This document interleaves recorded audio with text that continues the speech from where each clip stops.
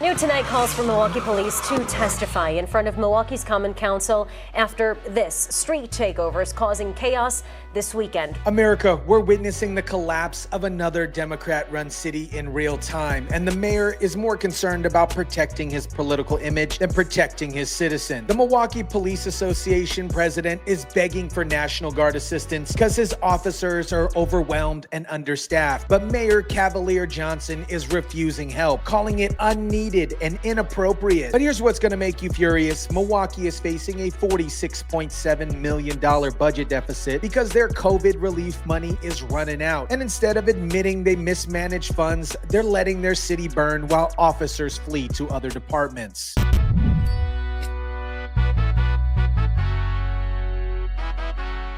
The union representing the largest police agency in Wisconsin welcomes the deployment of the National Guard in Milwaukee. The developments come as President Donald Trump this afternoon promised to send troops into Chicago. What is up, guys? Tyson De La Cruz here. Thank you so much for rocking with me. This story perfectly illustrates the Democrat playbook. Create a crisis through mismanagement, refuse help when offered, then blame everyone else when the city falls apart. Let me break down exactly what's happening in Milwaukee, because this represents a complete breakdown of law and order in another Democrat stronghold. Milwaukee Police Association President Alex Ayala is publicly supporting National Guard deployment, saying we don't have the resources and I welcome it when asked about federal assistance. At this point, though, you would welcome National Guard here in Milwaukee? I would. Alex Ayala, president of the Milwaukee Police Union, with us Tuesday, saying he's planning to reach out to President Trump in the coming days to request and welcome National Guard help. Ayala is planning to reach out to President Trump directly to request National Guard assistance, citing weekend street takeovers, officer shortages, and an ongoing contract dispute with the city. He's not asking lightly. This is a desperate plea for law enforcement that's been pushed to its breaking point. You have all these incidents that are out of control. We don't have the staffing for it. I'm sure that the National Guard would do a great job in helping us out. What would they do, ideally? You can put up some security checkpoints. You have them walking around. They're visible. This isn't about martial law. This is about having enough personnel to maintain basic public safety when the police department is critically understaffed. But Mayor Cavalier Johnson is refusing the help, and the reasons will expose the political grift that's more important to him than public safety. This is what Johnson told reporters. Milwaukee Mayor Cavalier Johnson with us this afternoon. I did see the MPA president saying that he would welcome the National Guard to Milwaukee, which I thought was pretty peculiar and pretty infuriating at the same time. Why do I say that? Johnson's explanation reveals his backwards priorities. I say because in my office just a few months ago, he came and he sat down and he was with a bunch of folks and he was asking me, and they were asking me what we could do in order to make sure that ICE and immigration were not clamping down on people at Mexican fiestas. Are you kidding me? The mayor is more upset about ICE enforcement at festivals than he is about his own police officers begging for help with out-of-control street violence. This perfectly illustrates Democrat priorities: protect illegal immigrants, but let American citizens suffer from the crime. The crisis that prompted the National Guard request isn't theoretical. It's happening every single weekend. Milwaukee experienced 15 street takeovers in a single weekend, with dramatic videos showing crowds, cars, and even fire in the streets. Look familiar? Milwaukee streets being flooded by reckless and unruly drivers. These are called street takeovers, and the city's Common Council is addressing all of the chaos tonight.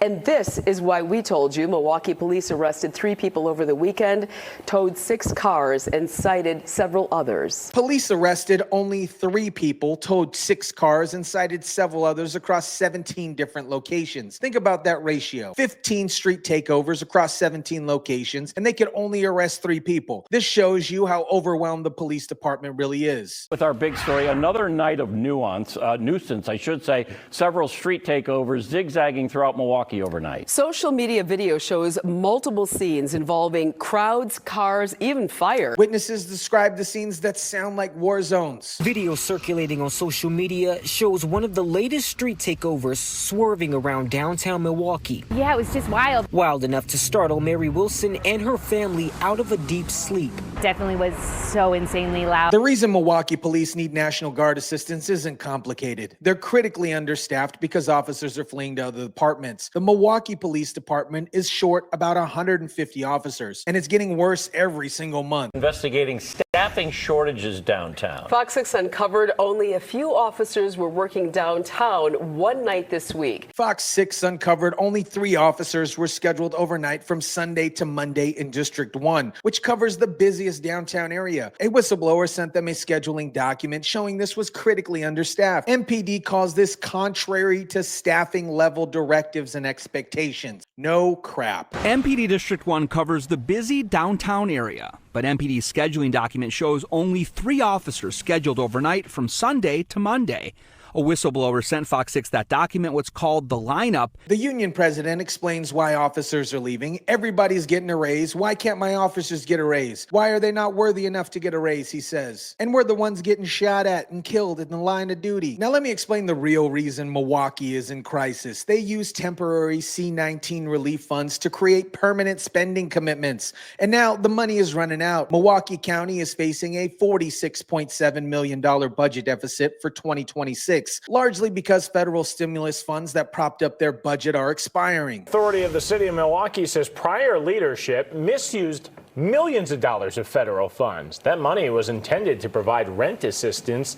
Instead, Hackham says the agency used it to pay staff, and now they're at risk of going bankrupt. This is the same pattern we've seen across Democrat-run cities. They use one-time federal C-19 money to expand government programs and hire more bureaucrats. But when the federal money runs out, they can't afford to maintain these programs with local tax revenue. Milwaukee's Housing Authority is a perfect example of this. They misused $2.8 million in federal funds that was intended for rent assistance and used it to pay staff instead. And now they're at risk of bankruptcy and had to lay off 24 employees. Stephanie Quirk is here in studio with how they're now trying to clean up this mess, Steph. Yeah, Ben, Hackham leader says that they say this issue dates back to 2019, and now the agency must pay back $2.8 million or risk bankruptcy in as little as 45 days. Milwaukee's crisis follows the exact same pattern we've seen in every Democrat-run city. Use temporary federal funds to expand government, refuse to make tough budget decisions, blame everyone else when the money runs out, and reject help when it's offered because it makes them look bad politically. The city initially faced an $87 million budget gap in 2025 as ARPA funds expired, but they used accounting tricks and additional state aid to temporarily patch the problem. Now they're facing an even bigger crisis in 2026 when all the federal money is completely gone.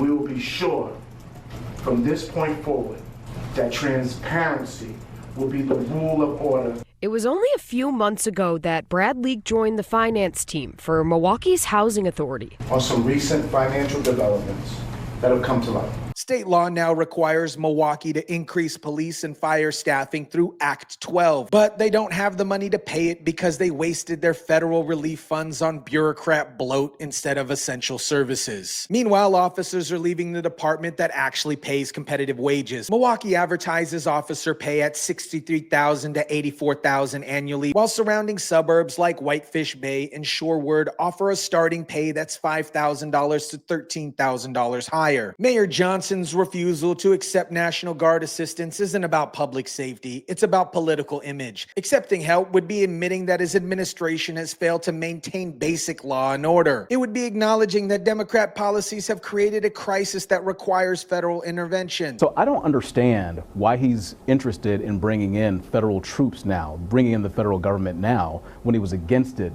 just before. Even Republican Congressman Scott Fitzgerald said the National Guard troops in Milwaukee are not needed, showing this isn't just partisan politics. But when your own police officers are saying they need help, maybe politicians should listen to the people actually dealing with the crisis. The governor today also pushed back at any talk of National Guard troops. Deanna this morning saying, quote, "We can handle this ourselves in the state of the Wisconsin." Meantime, Republican Congressman Scott Fitzgerald also saying Sunday on Upfront, National Guard troops in Milwaukee are not needed. America, Milwaukee's crisis exposes a fundamental problem with Democrat governance. When your own police officers are begging for help because they're overwhelmed and understaffed, the appropriate response is to get them help, not worry about political image. Milwaukee used temporary C-19 relief funds to artificially prop up their budget and expand government programs they couldn't afford long term. Now that the federal money is running out, they're facing massive deficits that can't manage basic public safety. Instead of admitting their mismanagement, they're rejecting help and letting the city get deteriorated. The police union president is right. If officers are getting shot at and killed in the line of duty while being understaffed and underpaid, they deserve support. The fact that surrounding suburbs can afford better pay shows Milwaukee's budget priorities are completely backwards. This is the same grift we've seen in every Democrat city. Expand government with temporary federal funds, refuse to make tough decisions when the money runs out, blame everyone else for the crisis, and prioritize political image over public safety. Let me know what you guys think about this.